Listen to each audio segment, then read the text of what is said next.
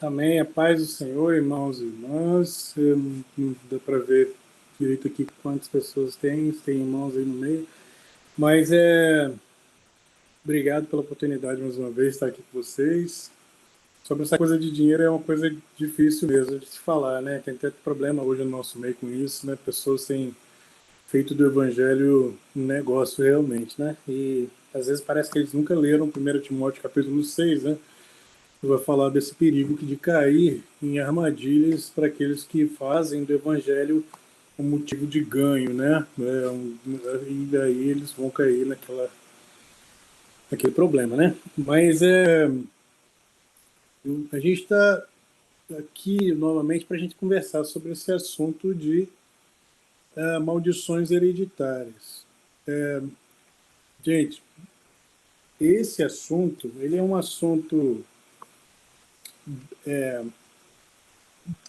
complexo se você não ouvir, se não souber realmente a história denominacional, tá? Dos movimentos. Mas nessa live de hoje, eu quero tratar dessa doutrina de maldições hereditárias. Espero ter aí tempo para isso, né?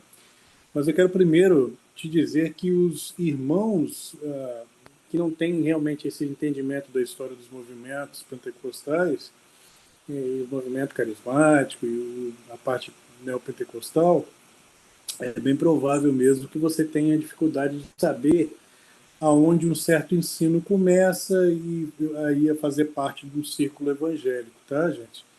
E você não sabendo disso aí, você pode até aceitar certas doutrinas que vai fazer parte aí do movimento pentecostal, mas não como um todo, tá? Vai ser parte de um tempo na história aí do pentecostalismo, né? Então, certas doutrinas, elas surgem para dar suporte, desculpa, para dar suporte a movimentos das suas épocas. Outras doutrinas surgem para dar suporte ideológico e político. Outras surgem aí para dar suporte numa teologia específica ali, que é o movimento também específico da teologia da prosperidade. Então, existem esses, dentro da história do pentecostalismo, da história das igrejas pentecostais, existem movimentos que surgiram ao longo do tempo que trouxeram doutrinas, diversas doutrinas, né, por suas épocas aí e foram implantadas dentro da igreja, foram ensinadas, tá?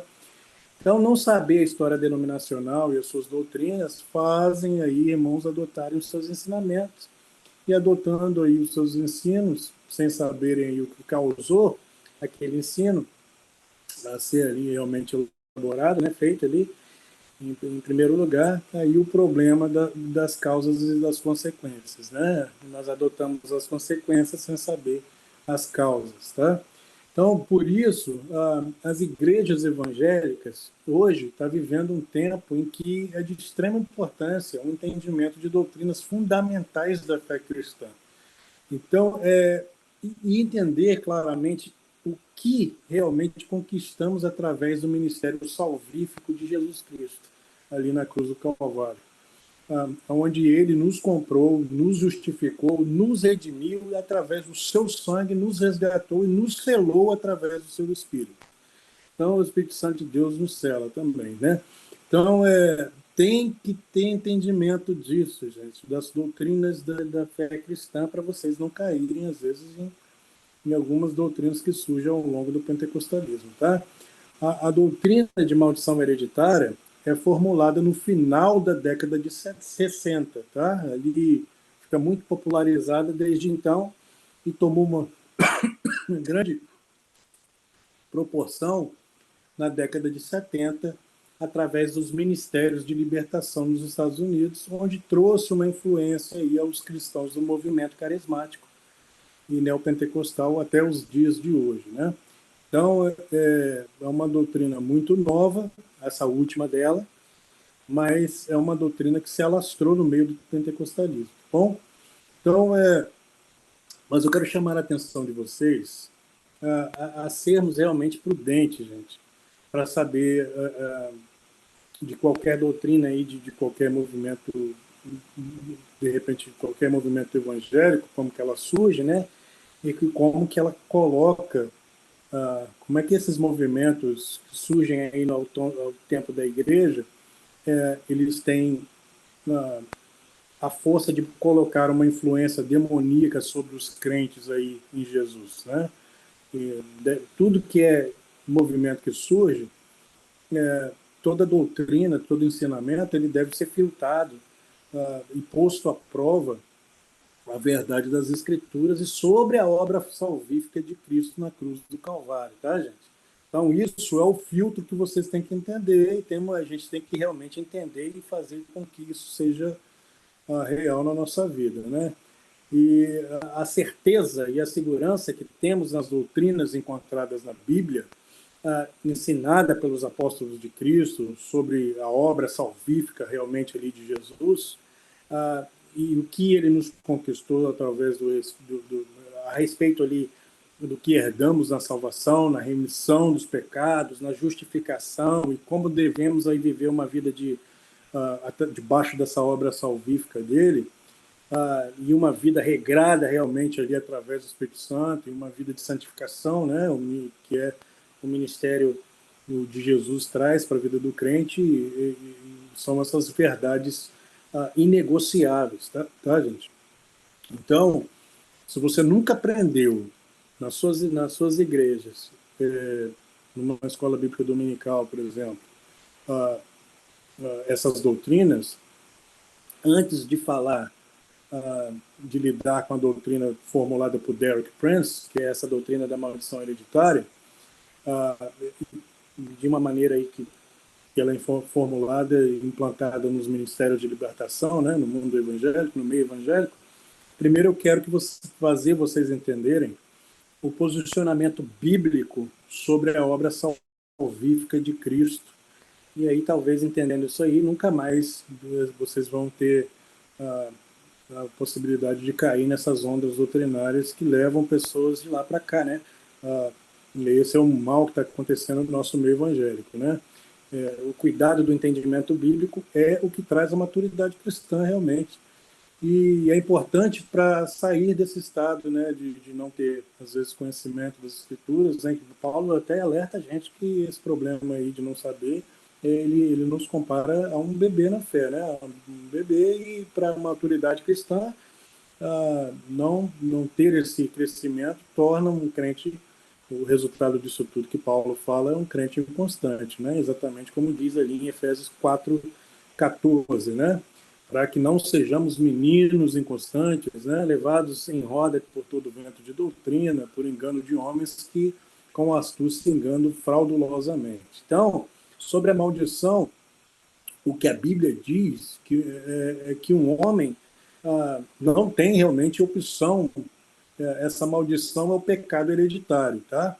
E essa maldição acopla tanto o pecado quanto a morte, né? O apóstolo Paulo, na carta aos Romanos, tratando da queda da raça humana ali, para depois tratar do ministério salvífico de Jesus, ele descreve esse problema do pecado hereditário no Éden, né? Em Romanos capítulo 5, versículo 12, ele vai dizer: portanto, da mesma forma como o pecado entrou no mundo por um homem, e pelo pecado a morte, assim também a morte veio a todos os homens, porque todos pecaram. Então, tem que saber, a gente tem que começar a pegar essas doutrinas e entender como que funciona essa coisa do pecado na raça humana, e como que isso é lidado na Bíblia, né? E esse pecado, inevitavelmente ali, dado a todo homem, uma vez que vive, vai pecar, né? Porque nasce com essa natureza pecaminosa herdada em Adão, né? E a doutrina do pecado é uma das mais importantes doutrinas bíblicas cristãs, né? Porque ela vai ressaltar a condição que o homem está em função do pecado e demonstra a sua impossibilidade em agradar a Deus, né? Ele vai expor o homem ali, né, o que está perdido em relação a Deus, e que sozinho não pode realmente fazer nada para alterar essa realidade. Então, e essa é aí a realidade da queda, né? A queda é o marco da origem do pecado no mundo, e de que todas as deficiências que existem nele, né? E aí é o momento histórico que explica tanto a origem desse mal existente no mundo, como a concepção correta de pecado, né? Então, assim, se você não compreender aí o pecado do ponto de vista do Velho Testamento, vai te impossibilitar a você enxergar a graça e a força da mensagem do Evangelho do Novo Testamento. Então, temos que entender essas doutrinas cristãs, né? E isso vai te servir de filtro, gente, para vocês filtrar qualquer coisa que está vindo. Então, a gente tem que realmente saber dessas doutrinas. Por isso que eu estou falando dela aqui primeiro. Então, da mesma forma, é necessário compreender, gente, que a queda, do ponto de vista bíblico, porque assim vocês podem também notar as suas consequências na humanidade, né? Então, tem essa coisa também que acarreta tudo isso aí, as suas consequências, né? Para que possa ter aí a salvação, né? Possa ter qualquer validade, é necessário realmente que existe a deficiência, uma deficiência a ser sanada, né?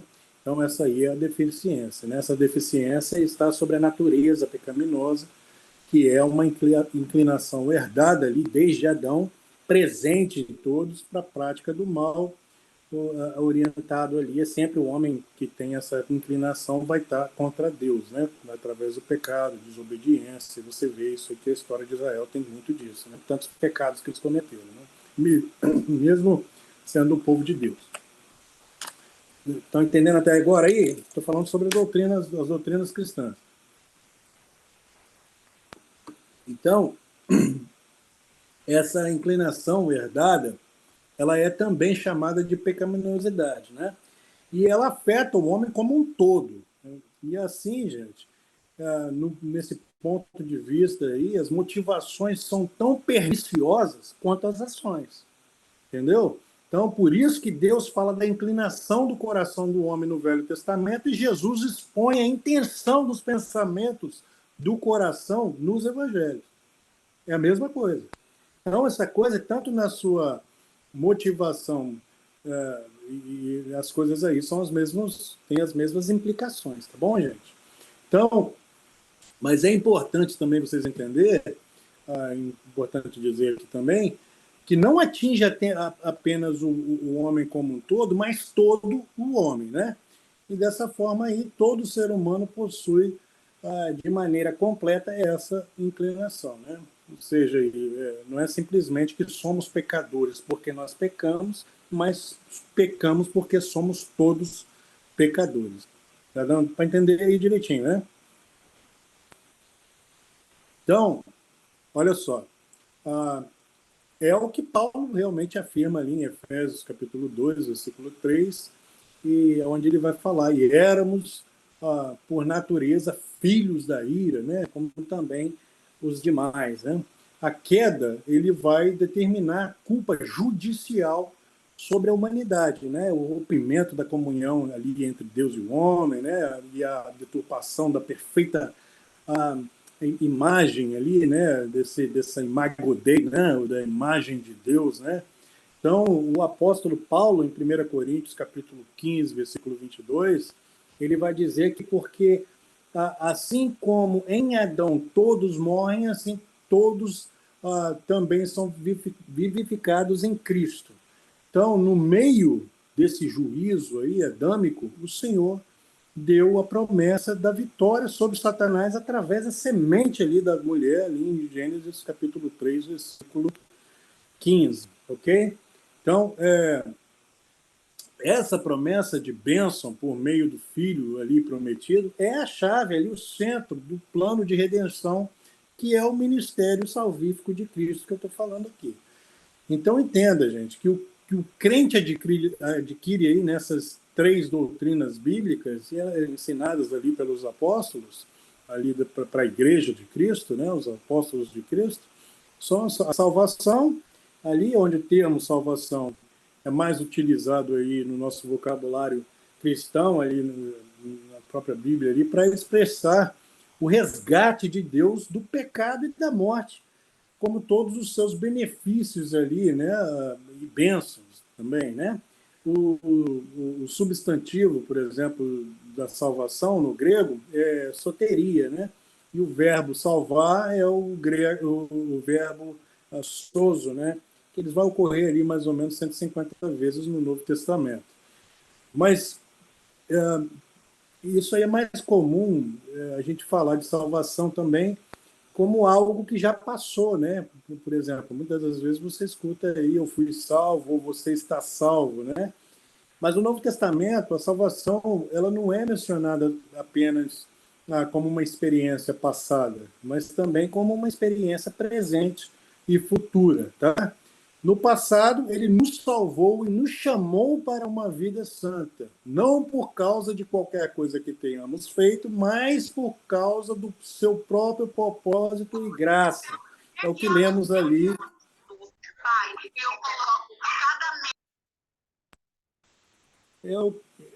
Tá tudo bem aí? Tudo certo?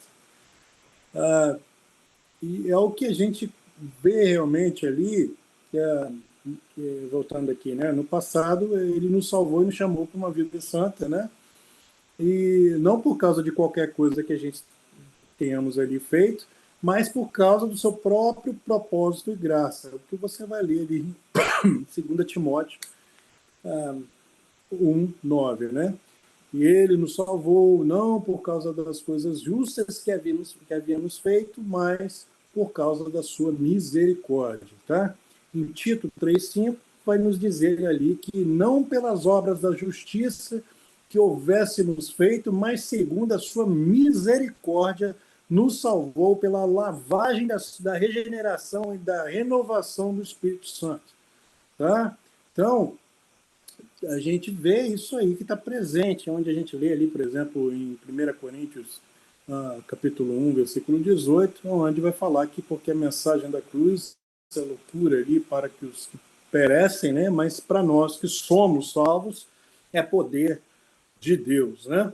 E no futuro, nós lemos aí em Romanos, capítulo 5, versículo 9 a 10, você vê que onde está dizendo assim, já que agora fomos justificados pelo seu sangue, quanto mais seremos salvos da ira de Deus por meio dele. Pois se, sendo inimigos de Deus, fomos reconciliados com ele pela morte do seu filho, quanto mais temos sido reconciliados, se seremos salvos por meio da sua vida. Então, nós usamos aí o termo salvação como um termo no qual somos aí incluídos em vários outros termos, né, que são inclusos aí nesse aspecto de salvação, né? Estão entendendo direitinho, né? Então, a salvação, gente, ela vai abranger realmente todos esses aspectos e benefícios aí salvíficos que nós recebemos da pessoa de Jesus Cristo no seu ministério salvífico, né? Os passados, os presentes e os futuros, né? Como eu disse aqui, né? Aquele ladrão, por exemplo, da cruz, ele não sabia, por ser salvo ali em Cristo, naquele momento ali, que ele recebeu como benefício da salvação, através ali da sua conversão, a redenção, a santificação, a justificação, a santificação, a união com Cristo, a regeneração, a reconciliação, a adoção.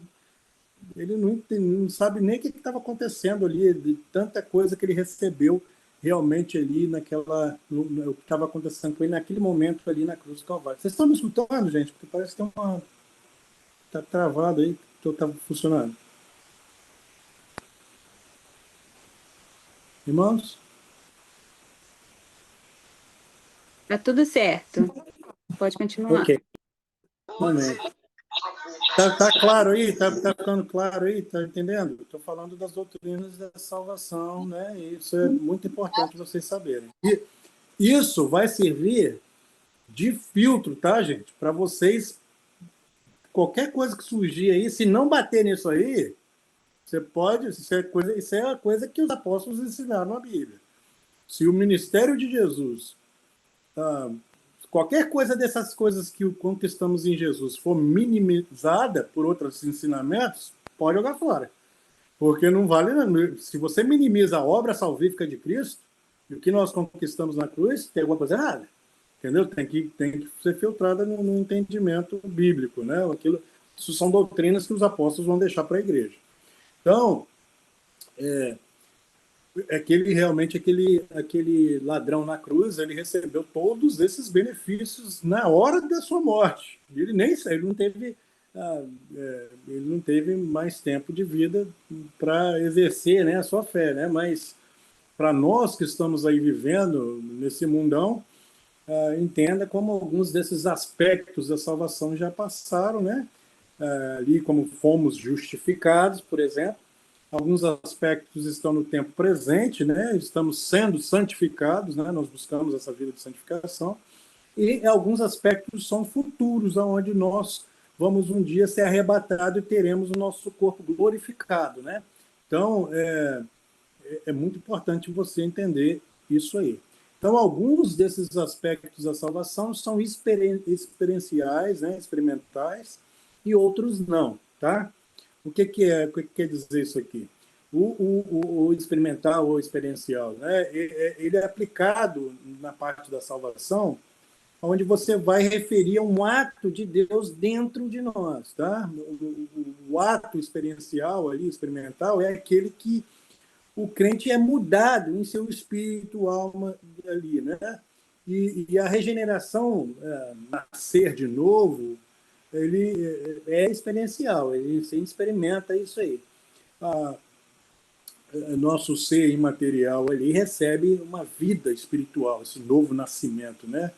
Não estamos mais mortos espiritualmente, como as doutrinas cristãs vai nos falar desse novo nascimento, aquela morte que, como vivemos como mortos, agora nós temos vida em Cristo, né?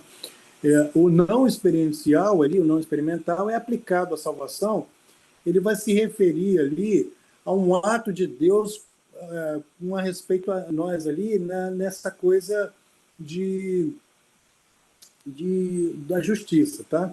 Os atos não experienciais ali da salvação, eles estão nesse termo realmente ali de justiça ao nosso favor.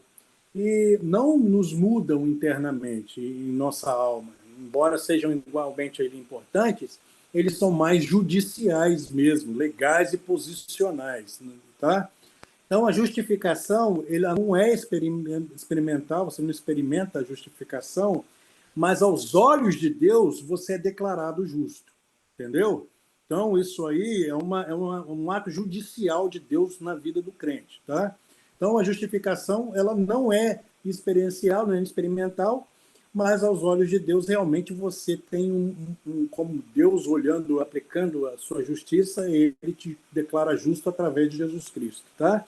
Então, é uma declaração estritamente ali legal para compreender melhor assim essa ideia, gente. É tipo uma diferença entre um ato assim de regeneração aí, experiencial, de justificação, é a mesma coisa da diferença como, por exemplo, um cirurgião e um juiz, tá? O cirurgião vai, quando ele remove ali um tumor, ele faz uma coisa interna, né? Faz uma coisa dentro da gente, né? Então, outra coisa, o juiz, ele não é como um juiz realmente faz, né? Ele dá um veredito sobre um estatuto judicial, tá? Se formos inocentes, ele vai declarar isso, que nós somos justos, né? Então, isso que acontece. Uma parte dela, nós recebemos uma regeneração dentro da gente, né? Nós nascemos de novo, e a outra coisa é Deus declarar a gente justo nesse ato de salvífico de Jesus Cristo, né? Então, a justificação no tempo passado funciona dessa forma, né? A palavra, realmente, ali, justificar é um termo realmente legal que significa ali absolver, né? E essa palavra aí é normal a ser usada quando o acusado é declarado realmente ali inocente. Isso vai significar ali declarar justo, né? Não tornar justo, é declarar justo, tá? E é o oposto de condenar, né? Então, não significa, por exemplo, se você fosse falar de um ímpio, não significava tornar ímpio, mas declarar culpado. Há uma diferença nessas duas coisas aí, né?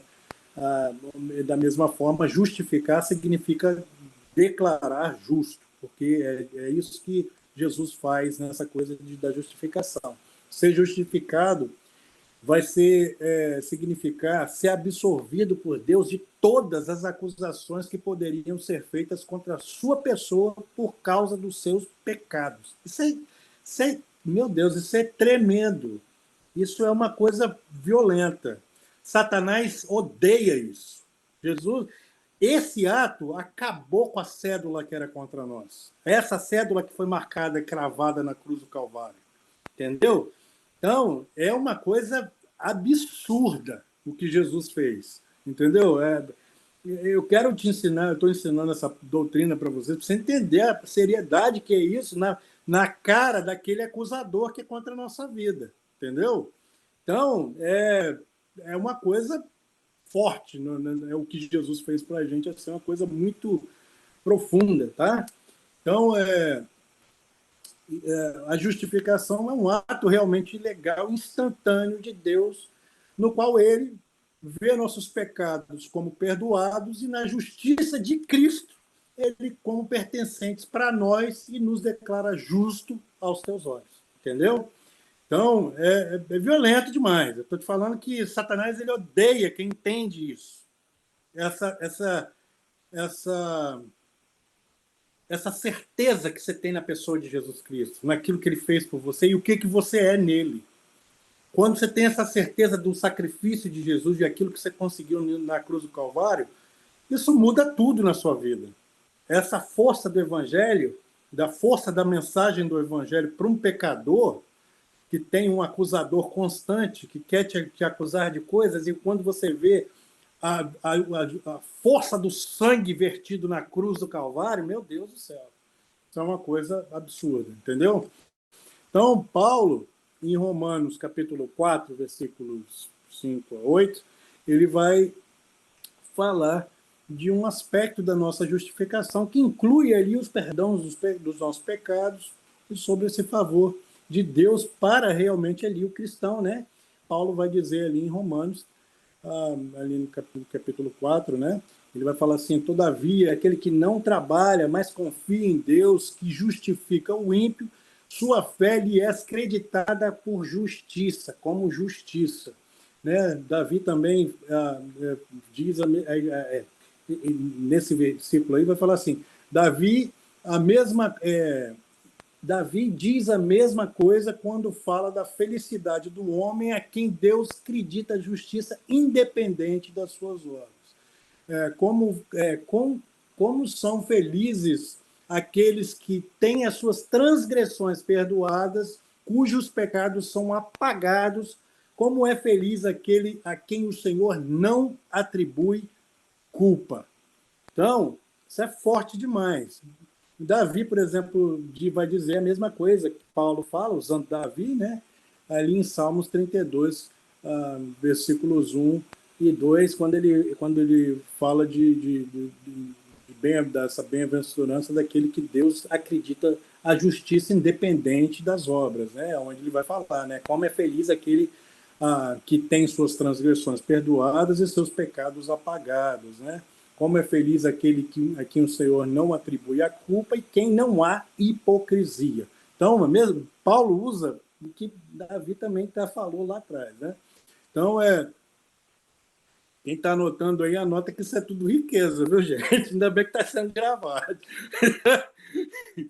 Então, o segundo aspecto da nossa justificação é que Deus, imputando aí a nós a perfeita justiça de Cristo, tá?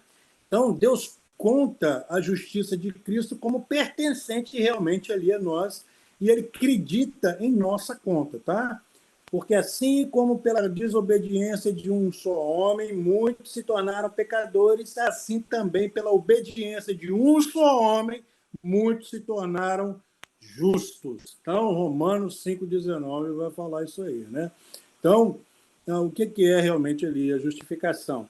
É o ato da livre graça de Deus para com os pecadores, no qual ele nos perdoa, nos aceita e nos considera justos diante dele, não porque é algo que a gente cumpriu ou fizemos aí, mas unicamente pela perfeita obediência e plena satisfação a partir de Cristo, imputadas ali como justiça por Deus e nós recebidas ali através da fé em Jesus Cristo, né? Forte demais isso aí, gente. Isso é uma coisa violenta demais. Então, essa justificação, ela é a absorção da culpabilidade. O pessoal pensa às vezes isso, né? Deus nos justifica pela mediação de Jesus Cristo, gente. Deus nos tira a culpa não porque por reconhecimento de nossa inocência pessoal, é porque somos realmente pecadores, mas pela imputação da justiça de Cristo, de maneira que ainda somos pecadores injustos aí, né? Em nós mesmos, na nossa maneira de andar e tal, nós somos considerados justos na justificação suficiente de Cristo na cruz do Calvário. É isso que Paulo vai falar ali em 1 Coríntios 18, ali, falando de Cristo, né? como a sabedoria de Deus, ali no versículo 1, ali no capítulo 18, ele vai falar que pois a mensagem da cruz é loucura para os que perecem, mas para que nós somos salvos é poder de Deus. E aí o ministério da justificação na cruz do Calvário é uma coisa realmente aí extraordinária. Amém? Até aqui vocês estão entendendo direitinho? Amém. Então, vamos lá. Se eu fosse fazer uma coisa assim, se eu fosse pedir, fosse falar de alguma coisa, se eu seria julgado, por exemplo, para entrar no céu por minha justiça ou pela justiça de Cristo, se eu tivesse de confiar na minha própria justiça para entrar no céu, eu ia estar desesperado. Eu desesperaria totalmente, completamente, sem qualquer possibilidade de ser redimido. Tá? Então, mas quando nós vemos que a justiça que é nossa pela fé, né, e a justiça perfeita de Cristo, então nós vemos quão gloriosas são realmente as boas novas do Evangelho, tá, gente? Então, essa boa notícia aí é que nós podemos ser reconciliados com Deus por ser justificado por Deus, não com base naquilo que eu fiz, mas com base naquilo que Cristo realizou realmente por mim. E essa é uma parte central do Evangelho, né? Mas a mensagem realmente central do Evangelho está essa dupla imputação, tá, gente? O meu pecado é imputado em Jesus e a sua justiça é imputada a mim, entendeu? Então, é nessa dupla transação aí aonde nós vemos que Deus não negocia pecado e que não compromete ali também a sua integridade com a nossa salvação. Isso foi violento demais, meu Deus do céu. Entendeu? Então, mas antes ele vai punir o pecado completamente, depois de ter sido imputado a Jesus, ele retém a sua própria justiça e assim ele é justo e justificador, como o apóstolo vai falar ali, o apóstolo Paulo vai dizer ali, né? Então, meu pecado vai para Jesus e a sua justiça vem até a mim aos olhos de Deus, né? Então, é uma passagem, por exemplo, que é a chave que descreve essa justificação em relação aí aos crentes, né? Ali em Romanos, capítulo 3, de 21 a 26, você vai ver que está escrito assim: mas agora, sem lei, se manifestou a justiça de Deus testemunhada pela lei e pelos profetas. Justiça de Deus mediante a fé em Jesus Cristo, para que todos, sobre todos os que creem, para que não haja distinção, pois todos pecaram e carecem da glória de Deus, sendo justificados gratuitamente por sua graça, mediante a redenção que há em Jesus Cristo, a quem Deus propôs no seu sangue como propiciação mediante a fé, para que manifestar a sua justiça por Deus na sua tolerância, deixando impunes os pecadores anteriormente cometidos, tendo em vista a manifestação da sua justiça no tempo presente, para que ele mesmo a ser justo e justificador daquele que tem fé em Jesus. É violento demais, meu Deus do céu. Eu gosto demais. A certeza que nós temos na pessoa de Jesus é uma coisa linda, entendeu? Uma coisa absurda. Tá? Então, estou falando dessas justificações e dessas doutrinas que os apóstolos nos ensinaram, que são inegociáveis, tá, gente? Então, a justificação, ela está realmente ali à parte da lei, tá? Isso não é que podemos obter uma justificação através de uma observância, por exemplo, de regras ou das nossas próprias obras. A gente não consegue a justificação por uma coisa que eu estou fazendo na presença de Deus, entendeu? É o próprio Cristo mesmo que vai falar sobre isso aí, como Paulo escreve ali à igreja de Éfeso, no capítulo 2, por exemplo, ele vai falar, pela graça sois salvos por meio, diante a fé ali, né? Isso não vem de vós, é dom de Deus, né? Não vem das suas obras para que ninguém se glorie, né? A imputação realmente ali da justiça, que é a contabilização da justiça de Cristo em nossa conta, ali como fala ali em Romanos capítulo 4, versículo 5 a 8, né? Nós somos realmente declarados justos legalmente, porque está dizendo ali também que aquele que não conheceu o pecado, ele se fez pecado por nós, para que nele fôssemos feitos justiça de Deus, né? 2 Coríntios 5, 21, está falando sobre essas coisas também. Então, e daí, às vezes, as pessoas perguntam, às vezes, numa sala quando eu estou falando sobre justificação, né? Às vezes ele fala que essa justificação ela é justa, né? Se ele é santo e justo, como que pode um Deus perdoar um pecador culpado, né? E a resposta é que a justificação não ignora realmente o pecado. Pelo contrário, o nosso pecado é totalmente punido ali, tendo Cristo assumido a pena por nós, e ele foi aí nosso substituto, né? Em 1 Pedro 3, capítulo 3, versículo 18, ele vai dizer que porque também Cristo padeceu uma vez pelos pecados, os justos pelos injustos, para levar-nos a Deus, mortificando na verdade, na carne, mas vivificando pelo Espírito.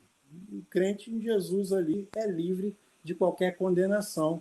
Realmente ali, como diz o apóstolo Paulo, ele vai explicar ali em Romanos capítulo 8, versículo 1, né? Ali, portanto, agora nenhuma condenação há para os que estão em Cristo Jesus, que não andam segundo a carne, mas segundo o Espírito. Então, que capeta é esse que está te acusando, que tem coisa por cima de doutrina dos anos 70 que vai ter força sobre esse ministério salvífico de Jesus? Eu acho que a gente tem que começar a entender o que nós ganhamos na pessoa de Jesus Cristo no seu ministério salvífico, né?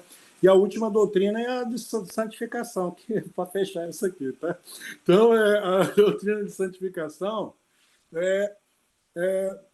também tem esses aspectos de passado, presente e futuro, tá? E o significado básico ali do termo santificar é separar, tornar santo, né? E na santificação, o crente é separado do pecado e separado para Deus, tá? Na justificação, Deus nos declara justos, e na santificação, Deus nos torna justos e santos. Então, tem essas duas coisas acontecendo na vida do crente, né?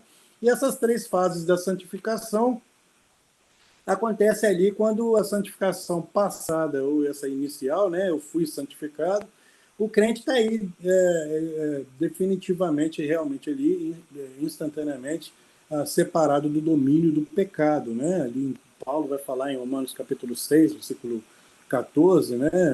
Ele vai dizer que o crente não é mais escravo do pecado, né? Porque o pecado não será mais o seu senhor, porque você não estará mais debaixo da lei, mas debaixo da graça. Mas graças a Deus, porque embora vocês fossem escravos do pecado, vocês passaram a obedecer de coração ao padrão de ensino que agora reivindicou a sua fidelidade, né? Então, vocês foram libertos do pecado e se tornaram escravos da justiça. Isso é forte demais, meu Deus do céu. A Bíblia é linda com essas coisas. Eu fico... Nossa, quando eu vou no meu Ministério de Libertação, no Ministério de Libertação, quando eu vejo demônio manifestando, né? E às vezes eles querem falar bobeira, aquelas coisas todas. Eu falo, você não... a certeza que a gente tem em Cristo é uma coisa absurda. Eles entendem isso, tá, gente? Quando você tem Bíblia para você chegar e falar com essa certeza, eles entendem o que você está falando. Tá? Eles realmente entendem o que você está falando. Quando você entra com os versículos bíblicos de batalha espiritual na parte desse entendimento que Paulo ensina, tá? Não é desses ministérios de libertação aqui, tem coisa esquisita aí no meio. Mas a verdade bíblica, você sabendo usar os versículos, o que você tem na sua identidade em Cristo, ele treme só de você chegar no local. É uma coisa absurda, tá? A Bíblia é a espada do Espírito mesmo. E é a espada mesmo, eles entendem isso. Quando o crente faz uso das suas armas espirituais, isso na parte, no mundo espiritual, é uma coisa forte demais, tá? Então, gente, é essa prática pecaminosa aí que devemos deixar, por exemplo, de fazer de quando a gente está entrando numa nova vida, tá? Como a gente está falando da parte da santificação, tá? Então, Paulo, em 1 Coríntios 6:11, ele vai falar assim, e foi isso que alguns de vocês foram, né? Durante essas práticas pecaminosas que a gente fazia no passado, e a gente deixou essas coisas, nós somos justificados na pessoa de Jesus Cristo e procuramos uma vida de santificação, né? E aí ele vai falar, né? Mas vós fostes lavados, fostes santificados, fostes justificados em nome do Senhor Jesus Cristo e no Espírito do nosso Deus, né? Então, Paulo afirma daquilo que a gente conseguiu em Cristo, e é desse processo de santificação onde a gente deixa as obras da carne e tenta viver uma vida no Espírito, tá bom? Então, essa obra salvífica de Jesus e todos os seus benefícios, ela é perpétua ali em favor ali do homem, na presença de Deus, tá, gente? É o que o autor de Hebreus diz ali em Hebreus capítulo 10, versículo 10, e por essa vontade fomos santificados pelo sacrifício do corpo de Jesus Cristo uma vez para sempre. Entendeu? Essa é a obra que ele fez na cruz do Calvário. Ele precisou fazer uma vez só. O seu ministério sacrificial e sacerdotal, ele cumpre, e é aí que ele vai falar. Está consumado, né? Então, ele cumpre aquilo ali, né? Então, sobre a santificação no tempo presente e progressivo, né? Nossa vida, nossa caminhada, é onde eu estou sendo santificado, né? E o crente, ele está sendo progressivamente separado do poder e da prática do pecado, quando a gente busca uma vida de santificação, deixando as coisas da carne de lado, né? E ao longo dessa vida ali, o crente vai se tornando progressivamente ali mais parecido uma vida de santidade mesmo ali, enquanto o pecado vai sendo extirpado ali, né? Vai sendo deixado, essas práticas pecaminosas começam a ser deixadas de lado, né? Como diz ali em 1 Tessalonicenses 4:3, e que a vontade de Deus é que vocês sejam santificados, né? Então, Paulo, em Romanos, capítulo 6, versículo 12, ele vai ensinar a importância de viver uma nova vida, deixando ali de lado a natureza pecaminosa e os seus desejos, né? Onde ele vai falar: portanto, não deixes que o pecado reine em seu corpo mortal, para que vocês obedeçam os seus maus desejos. Então, é uma coisa que você tem que entender, que ainda há, por essa carne aqui, ainda continua nessa luta, nessas partes das obras da carne, inclinada ao pecado, nessa natureza pecaminosa, mas nós vivemos uma vida em Cristo, e todos esses benefícios é melhor a gente se atentar na nossa nova vida em Cristo, né? Então, e nos seus ensinamentos ali, por exemplo, a igreja de Corinto, ele vai dizer dessa importância de buscar realmente a santidade, né? Onde ele vai dizer ali portanto, queridos amigos, né, já que temos essas promessas, purificamos-nos de tudo que contamina o corpo e o espírito, aperfeiçoando a santidade por reverência a Deus, né? 2 Coríntios 7:1, né? Então vai falar sobre isso aí, né? Então, outra coisa que ele vai falar em outra carta dele, ele vai falar em Colossenses, por exemplo, capítulo 2, versículo 14, ele vai nos mostrar que não mais estamos sujeitos ao reino das trevas, mas o reino de Deus, entendeu? Então, o que acontece? Ele nos libertou do poder das trevas e nos transportou para o reino do seu Filho amado, em que temos a redenção e a remissão dos pecados. Né? Isso é forte demais, meu Deus do céu. Então, na sua carta ali, outra carta que ele escreve, né, em Efésios, capítulo 1, versículos 3 a 14, o apóstolo Paulo ele vai dizer sobre as bênçãos espirituais em Cristo. Né? E eu quero que você preste atenção aqui, bem atenção nessa carta de Paulo à igreja de Éfeso, tá? Onde ele vai falar assim, ó, no capítulo, nessa carta de Efésios, capítulo 1, ele vai falar assim: bendito seja o Deus Pai de nosso Senhor Jesus Cristo, que nos abençoou com todas as sortes de bênçãos espirituais, presta atenção nisso, espirituais nas regiões celestiais em Cristo, antes da fundação do mundo. Deus nos escolheu nele para sermos santos e irrepreensíveis diante dele.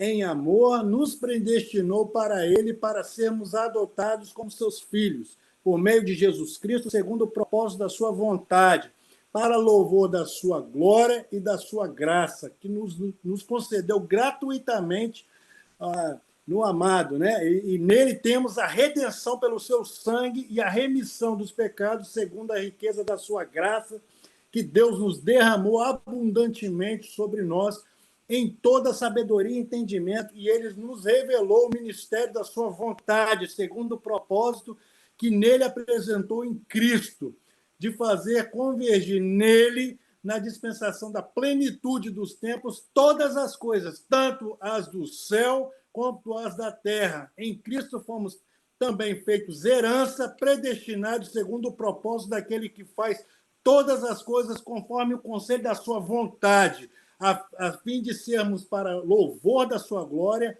nós os que de antemão esperamos em Cristo. Nele também, depois que ouviram a palavra da verdade, o evangelho da salvação, tendo nele também crido, receberam o selo do Espírito Santo da promessa. O Espírito é o penhor da nossa herança, até o resgate da sua propriedade, em louvor e glória. Se o assunto central da doutrina da maldição hereditária é pecado, dá para entender a suficiência do sacrifício de Cristo por sua vida quando você o aceita?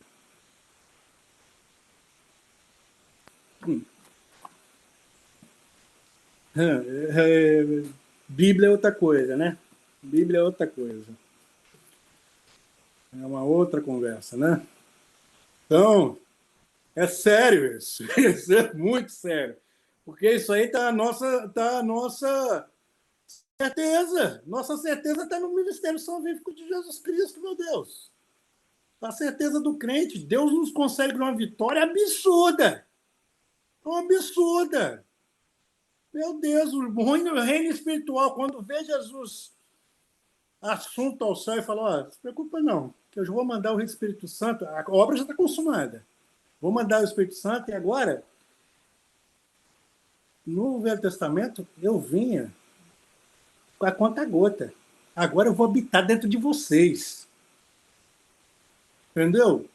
Antigamente, eu vinha por 2 ministérios. Eu falava através do profético, eu levantava o profeta para falar com vocês, e o sacerdócio para trazer a remissão dos pecados.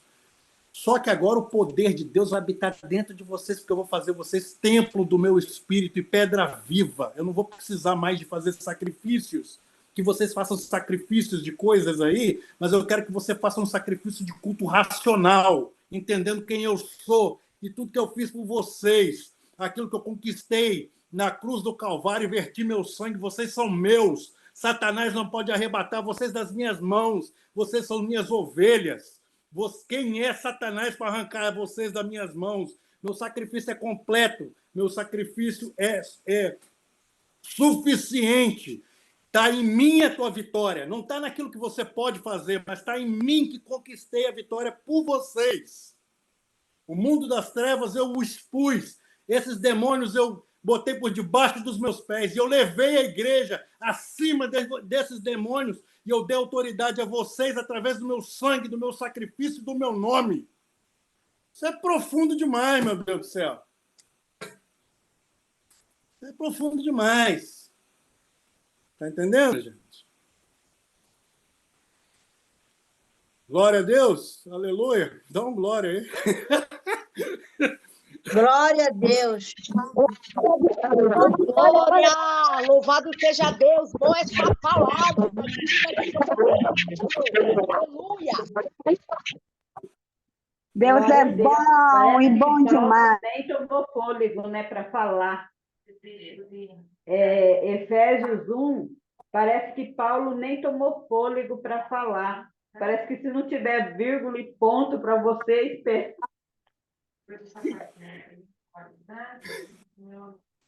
Aleluia. carta revelada. Entendeu aí, gente? Estou entendendo, né? Estamos pegando mistério, professor. Tudo bem. Então, gente, ó, agora que eu falei da coisa importante, eu vou falar, agora que falamos aí da obra salvífica de Jesus Cristo, nós vamos falar dessa doutrina da maldição hereditária, tá, gente? Então, a maldição hereditária... Tá tudo bem aí, gente? Vocês estão me vendo? Vocês estão me ouvindo? Vocês estão me ouvindo? Tudo certinho, estamos te ouvindo muito bem. Ok. Então, gente, a gente vai falar aí dessa maldição hereditária, né? Então, maldição hereditária, ela é a última de 4 doutrinas ensinadas aí entre a primeira onda pentecostal e a terceira onda pentecostal americana na década de 70, tá, gente? E no Brasil ela vai se fazer parte da terceira onda pentecostal, aí onde os seus missionários de movimentos aí, eles exportam e vão influenciar aí o meio evangélico brasileiro pelos ministérios de libertação, tá? Então essa doutrina de maldição hereditária, ela vem dentro desse pilar que é um ministério de libertação, tá? Então, e essas novas doutrinas aí, ensinos, com ênfase aí em um novo sistema de crescimento de igreja, por exemplo, já na década ali de 90, para o Brasil, ficou muito popular no movimento G12, né, e o Ministério de Libertação, aí, que vai mudar essa prática da igreja aí, brasileira nessa época, né? E sobre essas 3 primeiras doutrinas, existem 4 doutrinas geracionais, tá? Que os movimentos pentecostais fizeram, né, na história americana. Então, essas 3 primeiras doutrinas, eu vou falar, desculpa, eu vou falar por cima um pouquinho só para vocês terem uma ideia, tá? E foram essas 3 primeiras doutrinas aí geracionais, elas foram formuladas até antes de haver um pentecostalismo como denominação ou igreja, né? Essa doutrina chega a influenciar a primeira safra aí, dos pregadores pentecostais e pelas pessoas daquela sociedade, e elas tiveram uma influência política e racial. Não existia ministério de libertação na primeira onda pentecostal, mas a doutrina racial, geracional e política existia, tá? Então, o John Wilson, ele vai fazer um estudo sobre a língua inglesa, né? Basicamente ele chega à conclusão, por exemplo, que essa língua ele evoluiu do hebraico, e os seus argumentos ali, o John Wilson diz que os povos da língua inglesa, eles eram descendentes das 10 tribos perdidas de Israel ali, e porque ele acreditava realmente que os ingleses eram uma evolução dos hebreus, né? E dentro dessa doutrina ele vai criar uma história geracional ali humana e um conflito entre 2 raças em que os descendentes de Adão eles vão acabar por triunfar sobre os descendentes de Caim e da serpente, né? E é conhecida como, essa doutrina aí foi conhecida como identidade cristã. Foi muito ruim essa doutrina, tá, gente? Ela criou um sistema racial muito forte no pentecostalismo. Deixa eu te falar uma coisa aqui. Se você conhece o pentecostalismo só pela parte de história de igreja, de história da igreja, do movimento, e você não entende sobre a parte política e racial, você está perdendo demais, porque é muita coisa no meio dessa história toda do pentecostalismo, tá, gente? Então, infelizmente, os livros aí do Brasil não traz essa coisa não traduz a história por completo, infelizmente, né? Mas aqui nos Estados Unidos eu tenho todas essas coisas, como sendo professor de história da igreja, eu tenho que me aprofundar nessas coisas e entender de onde está vindo, tá? Então, na década de 1920, uma teologia da identidade cristã era muito forte e sofre algumas mudanças ali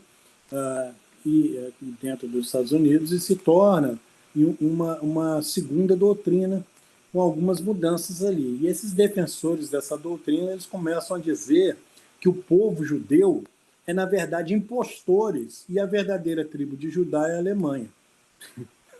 Imagina, olha a cabeça do pessoal naquela época, entendeu? Porque eles tinham aquela dúvida de onde que tá as 10 tribos, né?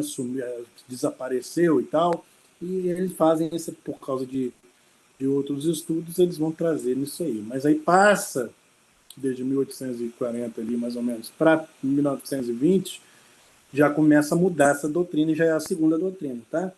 Então, para os grupos racistas, por exemplo, dos Estados Unidos, essa doutrina foi muito útil, porque essa doutrina da semente da serpente é uma doutrina principal que o grupo racista aqui dos Estados Unidos, da Ku Klux Klan, até hoje usa essa doutrina como um chave do movimento neonazista e da supremacia branca em geral, né? Aqui nos Estados Unidos tinha muita força nessa coisa racial, né? Eles resolveram esse problema em 1971, meu Deus. Então foi ontem à tarde, entendeu? Então demorou demais para eles resolverem esse problema racial. Então essa doutrina ela vai causar um grande mal. E os americanos negros ali, a princípio, a princípio foram os negros, mas depois, nesse 1920 para frente, ele vai ser um antissemitismo também, né, contra os judeus, né, principalmente no sul dos Estados Unidos, ele fica muito forte contra os judeus, e porque dizia que essa doutrina aí, que a verdadeira tribo de Judá perdida ali seria os alemães. Você tem uma ideia como é que ficou o negócio? Tão feio que o próprio Hitler ele usou essa primeira doutrina mais tarde, tá? E foi aí a primeira doutrina com implicação ideológica realmente ali racial no meio do pentecostalismo, dessa parte política ideológica aí, né, desse movimento. Então ela funcionou dentro dessa doutrina aqui nos Estados Unidos, ela funcionou como uma coisa de um elitismo, tá? Onde eles colocaram os americanos e os ingleses em um lugar mais avantajado, tanto na sociedade quanto na religião. Entendeu? Se você coloca como você fosse pertencente às tribos de Israel, como nessa parte política e religiosa, você está na frente dos outros.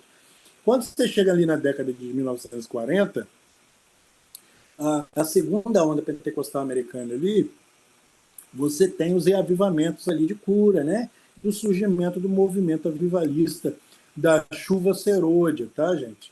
Que entrou em pleno andamento ali com a influência de William Branham, tá? E William Branham de um lado e Oral Roberts ali pelo outro lado. Foi uma explosão dos avivalistas ali dessa época, né?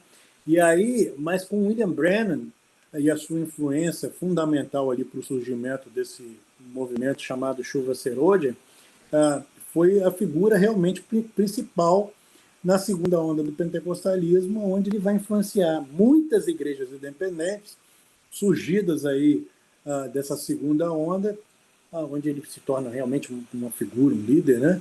E aí ele estava E esse movimento também ele tinha muito, era muito focado na confissão positiva, né, também. E por causa dessa parte dos milagres, né? Então, na década de 50, essa extrema segregação racial que estava acontecendo ali, a terceira doutrina aparece, essa terceira doutrina geracional, né, que causa um problemão também, né, que é uma vertente aí também ideológica, que foi a doutrina híbrida que o próprio William Branham vai fazer, né? E ali ele vai sentir, ele vai trazer isso aí porque havia uma batalha pelos direitos civis ali, essa segregação racial era muito forte ali nas escolas, quando ela se intensificou, né? E foi aqui que as passagens do livro de Deuteronômio, por exemplo, começou a ser usada como um termo geracional e racial e político por pregadores aí, aqueles pregadores avulsos, né, itinerantes aí, né, que tinham nos seus sermões o intuito de preservar ali o negro e o judeu e o imigrante para ser separado ali da raça branca americana, tá? Então, houve esse problema. O William Branham, ele começou a reaproveitar as passagens do Deuteronômio 23:2 para aplicar essa problemática do casamento interracial, e ele vai popularizar essa doutrina híbrida. E, de acordo com Brennan, um casamento entre raças diferentes ele ia produzir uma criança híbrida, né? E esses filhos iriam formar uma mescla na linhagem afro-americana ali, que segundo Brennan ali, ele estava dizendo que estava impedindo o verdadeiro movimento de Deus no meio do pentecostalismo ali. E um sermão dele, em 1º de março de 1959, ele vai, debaixo do título da mensagem ali, O Portão Estreito, ele, de púlpito, ele ensina que Deuteronômio 23:2, ali da antiga lei, né, da aliança, estava ainda em vigor, e usando Deuteronômio, Brennan começa a ensinar que, de acordo com a lei mosaica, uma criança nascida fora do casamento não pode entrar na congregação do Senhor por 10 gerações. Agora, você imagina ele ensinando isso naquela época, onde pessoas estavam casando entre si, e ele vai falar que os seus filhos você não podia entrar na igreja por 10 gerações. Olha o problema que ele começa a causar no meio dele, daquele pessoal que ele estava pregando. Então, ele vai dizer que, ele fala assim, as estatísticas mostram que nos Estados Unidos que há mais filhos ilegítimos nascidos do que filhos sagrados, né? Aí ele vai falar, você sabia que a Bíblia dizia que em Deuteronômio 14:2 que um filho ilegítimo levaria 400 anos para que se esgotasse a culpa ali, ele pudesse entrar ele começa a ensinar isso aí de púlpito, gente. E aí, em novembro de 1960, essa questão aí foi muito forte no ministério dele, ela foi levantada ali na parte particular, e aí o William Branham ele começou a fazer muita cartinha para os seus membros, né, de correspondência ali para tratar dessas questões ali, para tentar remediar a situação, né? Mas a doutrina da semente da serpente e a híbrida aí, ela realmente desempenha um papel muito importante no ministério de William Branham, e são esses ensinamentos aí que realmente levou o ministério de Branham além do ponto de retorno, com uma reconciliação entre as denominações do pentecostalismo por causa desses ensinamentos raciais. Então, o movimento pentecostal das outras igrejas não queria mais envolvimento com William Branham, né? E aí, o movimento da chuva serôdia, que propagou aí esse ensinamento da semente da serpente, como uma raça híbrida aí também, ele, entre outras coisas que eles tinham, né, outros ensinamentos, as Assembleias de Deus do Canadá e dos Estados Unidos, conjuntamente, elas se posicionam ali contrariamente a essas doutrinas dos movimentos de William Branham ali, né, e os ensinamentos desse movimento de chuva serôdia. E aí esse movimento de chuva serôdia ele é condenada no ano de 1949 com a 23º Conselho Geral ali das Assembleias de Deus, de uma resolução de número 7 ali, que foi lida ali pelo presidente da Comissão das Resoluções ali, ele vai desaprovar a chamada nova ordem da chuva serôdia, né? E essas foram aí as 3 primeiras doutrinas geracionais que eu estou tentando trazer para vocês, que não é uma coisa que surge assim, a gente só está pegando a última, mas existiu 3 antes que elas vão ser reformuladas, e aí vira nessa aí, em 1960. Tá? Então, essas foram aí as primeiras 3 doutrinas geracionais, na parte de maldição hereditária, né? E no meio evangélico, nessa parte da 4ª doutrina é formulada e popularizada por Derek Prince. É ele que faz essa aí. Então, Derek Prince, outra coisa que eu quero falar para vocês, para ficar claro, tá? Então, a gente falou sobre 4, a gente está falando sobre 4 doutrinas, né? Agora eu quero falar sobre o Ministério de Libertação. Você tem um entendimento dessas coisas, é claro, para vocês não caírem mais em coisa, tá?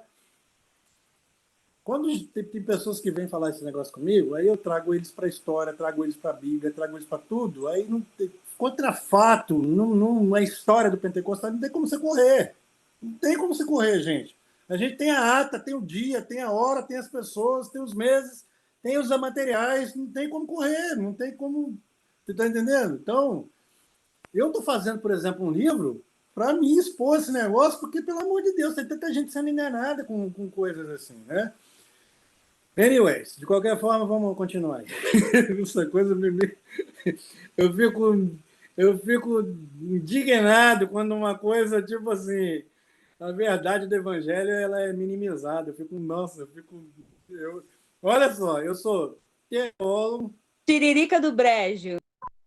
Então, olha só, eu sendo teólogo, professor de história de igreja e apologeta, tem 3 filtros aí, bíblico, defesa da fé, né? E entendimento histórico, não tem como passar essas baboseiras, não, meu Deus do céu. Então, é difícil. Às vezes eu fico coçando a cabeça para tentar entender como que a gente cai nas baboseiras dessas. E tem gente que ainda passa a coisa para frente desse jeito, misericórdia. Então, sobre os ministérios de libertação, ali no caso do pentecostalismo, de onde vem aí essa abordagem de libertação e de demônios ali no Ministério da Vida Cristã, né? Esse Ministério de Libertação, na primeira onda do Evangelho do pentecostal, na primeira onda, não existe Ministério de Libertação, tá? Não existe. Embora a história da igreja tenha algumas coisas relacionadas a exorcismo, mas não tem Ministério de Libertação, tá? Então, primeira onda pentecostal americana, não existe Ministério de Libertação, tá? Mas quem ensina isso? Essa visão de guerra espiritual, né?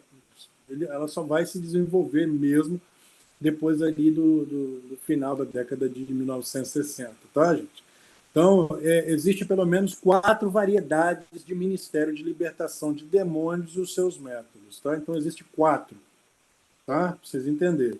Não é uma coisa tão simplesinha, igual o pessoal fala, tem um ministério de libertação e a gente vai fazer isso e aquilo outro. Não, tem 4 que existiu e cada um tem o seu método diferente de libertação. Tá? Então, os primeiros ali, carismáticos, eles foram os primeiros a se popularizar com essa história, com essa nova visão de guerra espiritual aí. Muitos dos carismáticos também, depois eles deixaram isso de lado, tá? Algumas dessas igrejas deixaram isso aí de lado. Mas a primeira, como temos aí, mais conhecida, né? Na parte de como a gente pratica no meio evangélico, o que vem ser usado aí pelo movimento de pastores, por exemplo, é esse que foi o mais conhecido, né? O movimento chamou o movimento de pastores aqui nos Estados Unidos. E no seu Ministério de Libertação, onde seus métodos de ensino, através dos seus pastores, por exemplo, Derek Prince, ele vai ser a base para a terceira variedade ensinada aí no seminário de Fuller. Ele faz uma base para Ministério de Libertação, tá? De batalha espiritual, essa coisa toda. Então, É dessa década de 60, por exemplo, para frente, que as frases e termos populares, como nós conhecemos no nosso meio, começam a ser popularizados. É nesse tempo aí que o gafanhoto de Malaquias vira demônio por Derek Prince. Tá? E a personagem bíblica, por exemplo, Jezabel, ela vai virar espírito de Jezabel, tá? Por Orrin Baxter. Orrin Baxter vai criar esse negócio aí para Jezabel, espírito de Jezabel, e Derek Prince transforma o gafanhoto em demônio. Então, num livro que vendeu bastante, num best-seller, né? Livrai-nos do Mal, em 1972, do pastor Dan Bashan, ele criou um enorme interesse aí, uma notoriedade muito forte nesse livro aí, que Livrai-nos do Mal, né? E Bashan, ele vai se unir a outros pastores carismáticos muito conhecidos, como Bob Mumford, Derek Prince, para divulgar amplamente aí essa abordagem aí de ministério de libertação e batalha espiritual, né?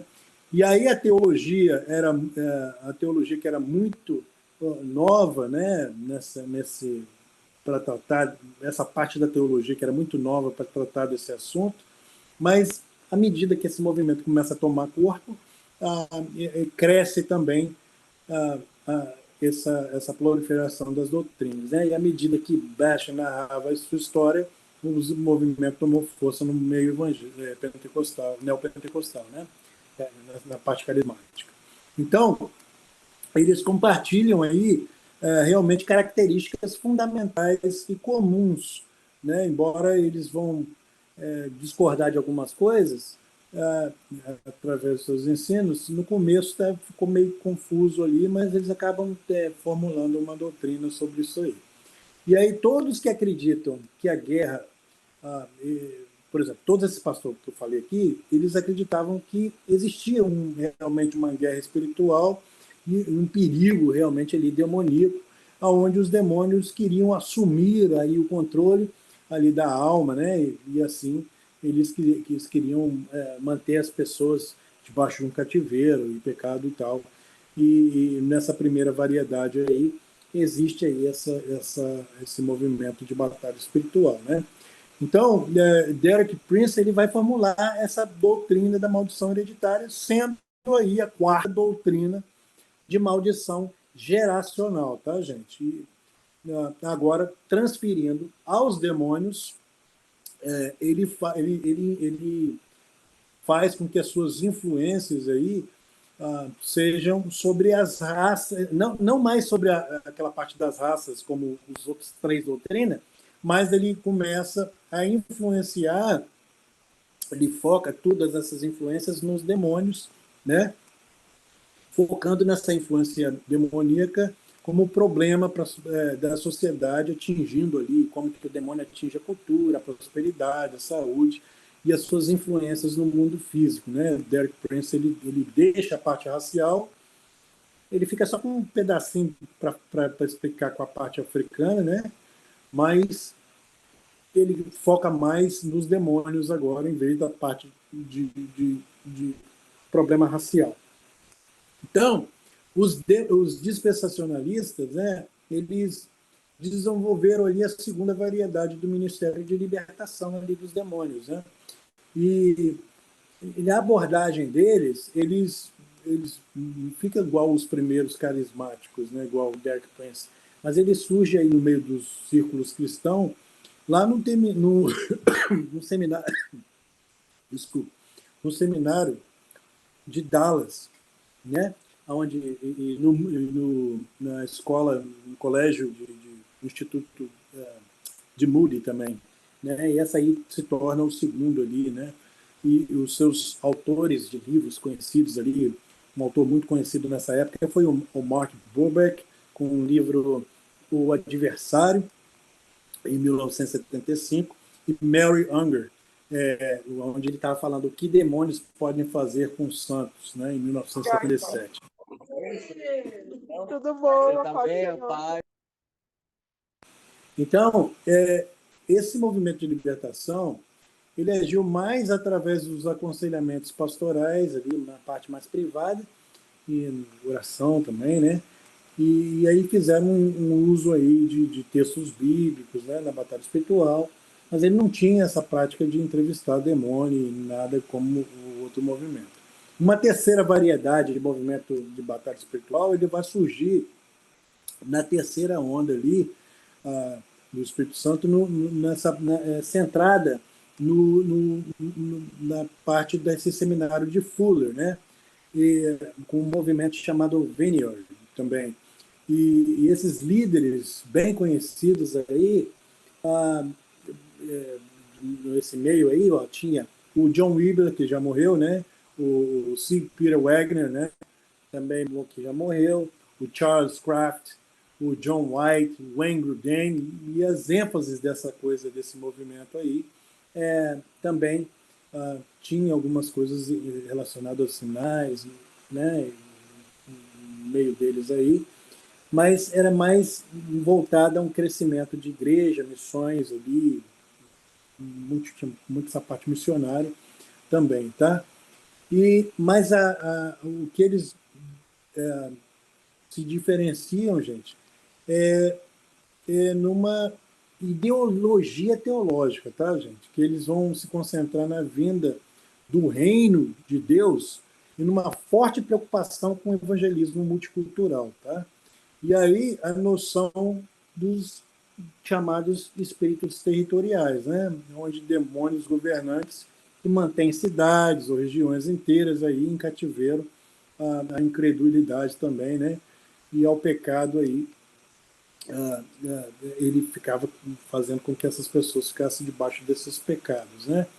Então, é desse ensinamento aí que, primeiramente, aí, as missionárias Neuza Etioca estudou aos pés de Peter Wagner, ao voltar ao Brasil, introduz aí o método de batalha espiritual como um mapeamento espiritual, nomes de demônios brasileiros, né, os seus gostos, poderes e influências, né? Então, esse movimento aí trouxe essa maneira de fazer batalha espiritual, né?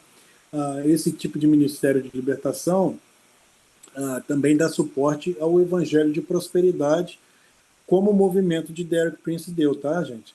E esse movimento do Derek Prince, a princípio, ele usa muito dos ensinamentos de Derek, esse movimento de Peter Wagner, ele vai usar muito dos ensinamentos de Derek Prince porque ele sai do mesmo seminário de Fuller na Califórnia, aonde o Peter Wagner vem a ser professor, né?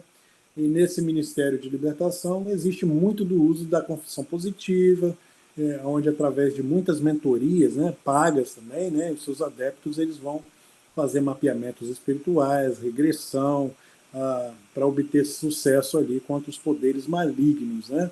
E esse movimento de libertação e a batalha espiritual aí vai travar-se essa batalha aí contra os demônios ali, onde vai, para te falar a verdade, é uma coisa meio que insustentável em relação a termos bíblicos, por causa da doutrina mesmo feita, né? Termos bíblicos, teológicos e práticos, a gente vai ver isso aí mais tarde, né? Então, você vai entender que não bate muito não essas coisas, né?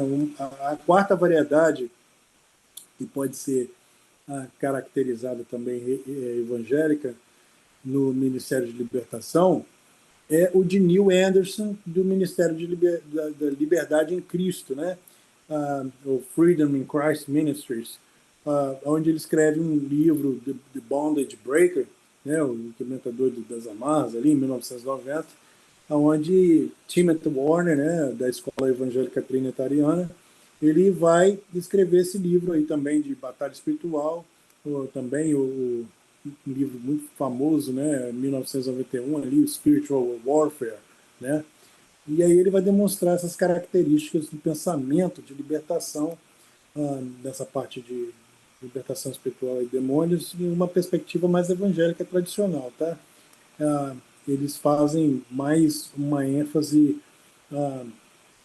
nessa coisa de mentoria, de ficar ali ensinando mais bíblica, mais versículos bíblicos, mas fazendo não é igual aos outros movimentos que agem daquelas outras práticas, não, tá?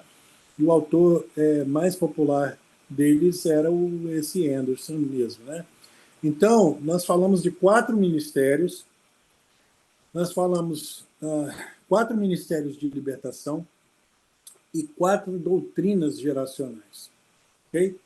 Até aqui está dando para entender, gente? 4 ministérios e 4 doutrinas. Entendeu ou não? Estão entendendo?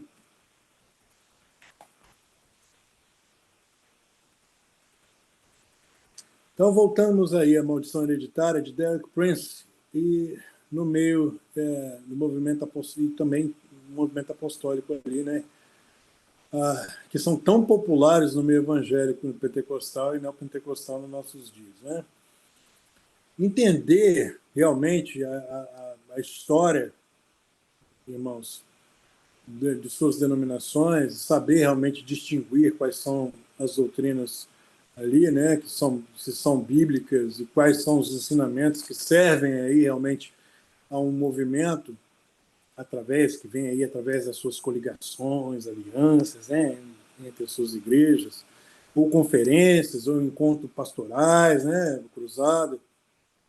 É dessa maneira aí que elas foram exportadas aí também através dos seus missionários, que eles são responsáveis por esses ensinos no meio evangélico, né? E sobre essa doutrina da maldição hereditária, que é ali da década de 60, final da década de 60 para 70, através dos ministérios de libertação nos Estados Unidos, ele trouxe uma influência aos cristãos do movimento carismático e neopentecostal até realmente aí os nossos dias de hoje. Então, até os pentecostais, por exemplo, das igrejas históricas, eles foram influenciados por pregadores itinerantes, né? Que, diante aí dos seus sermões, nas suas igrejas aí, eles trazem na sua bagagem, através do neopentecostalismo, esses ditos populares, né? E pelo uso realmente ali do microfone, eles vão normalizar esses ensinamentos que não fazem parte realmente do movimento pentecostal histórico, né? Mas hoje é comum realmente você ver um assembleiano de uma igreja ali, ou até um de da Deus e Amor, se ele tiver de falar sobre, explicar sobre esse assunto de maldição hereditária, ele vai se confundir um pouco, tá? Então, que para um membro de igreja pentecostal histórica realmente é uma vergonha, tá?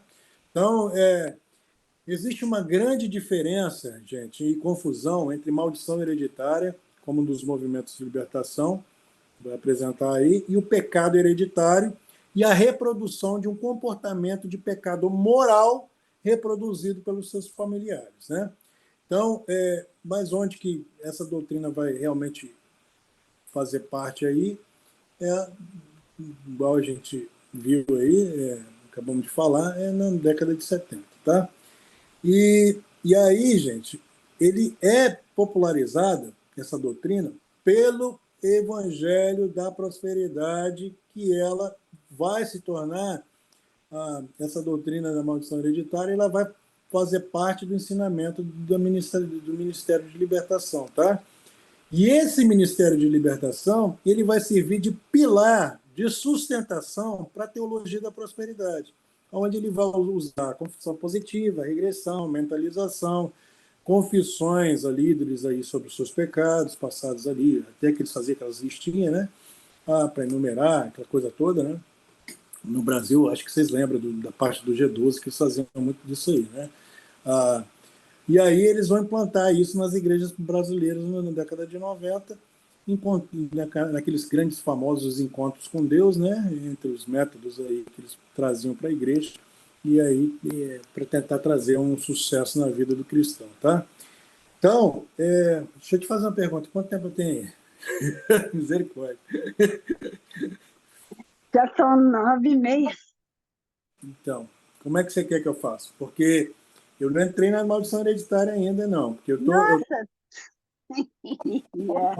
Mas você está entendendo a importância de você entender as doutrinas cristãs primeiro? Para depois entender o que aconteceu em movimentos? Então, deixa eu parar aqui.